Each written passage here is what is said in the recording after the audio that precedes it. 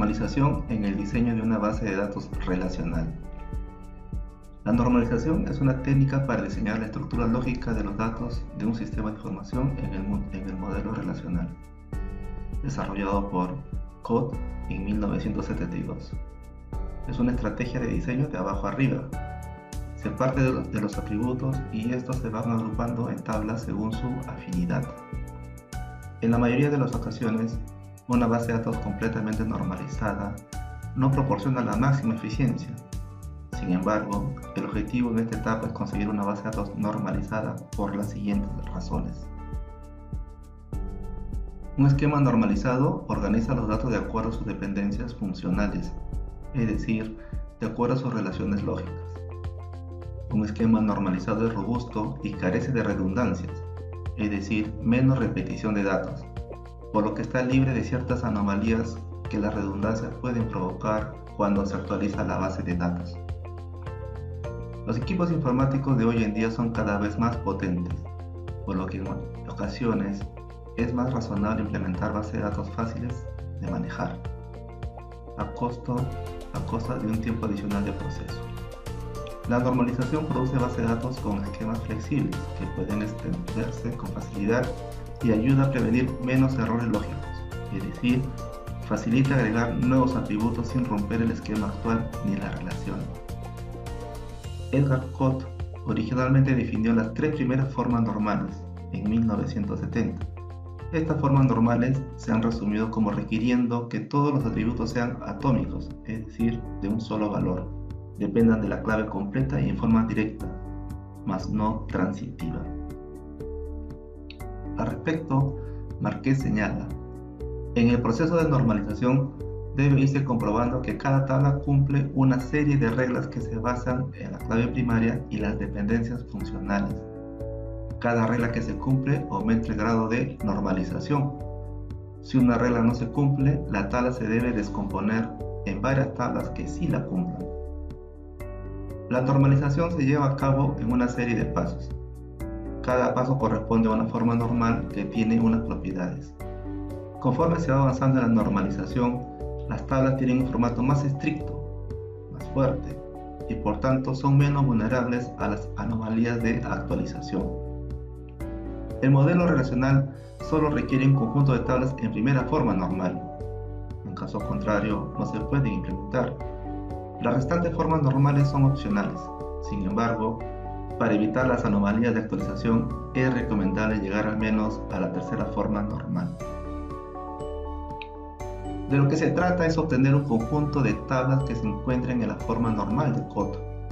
Para ello, hay que pasar por la primera, segunda y tercera formas normales. Entonces, ¿qué es normalizar una base de datos?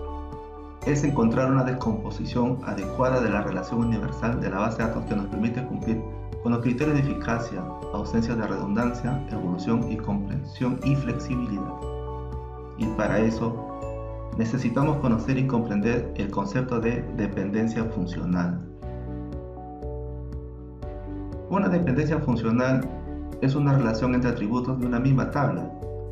Si X e Y son atributos de la relación R, se dice que Y es funcionalmente de X si cada valor de X tiene asociado un solo valor de Y. X e Y pueden constar de uno o varios atributos. A X se le denomina determinante, ya que determina el valor de Y. Se dice que el atributo Y es completamente dependiente de X si depende funcionalmente de X y no depende de ningún subconjunto de X. Cada dependencia funcional es una restricción y representa una relación de uno a muchos o de uno a uno. X determina Y. Se lee X determina a Y o Y es funcionalmente dependiente de X. En el siguiente ejemplo tenemos una tabla con la siguiente estructura: DNI, apellidos y nombres, fecha de nacimiento y sexo. El DNI determina apellidos y nombres. El DNI determina fecha de nacimiento. El DNI determina sexo. Y son valores únicos. En este ejemplo, apellidos y nombres, fecha de nacimiento y sexo son funcionalmente dependientes del DNI. Aquí tenemos otro ejemplo: DNI, fecha de nacimiento, sexo, código de proyecto, nombre del proyecto. Con respecto a la información de los proyectos, ¿qué se repite? ¿Qué ocurre con los atributos de las distintas filas?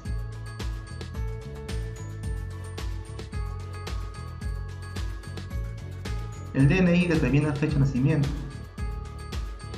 El DNI determina sexo. Pero un código de proyecto no determina un DNI. O un DNI no determina el código de proyecto. Y un DNI no determina un nombre del proyecto.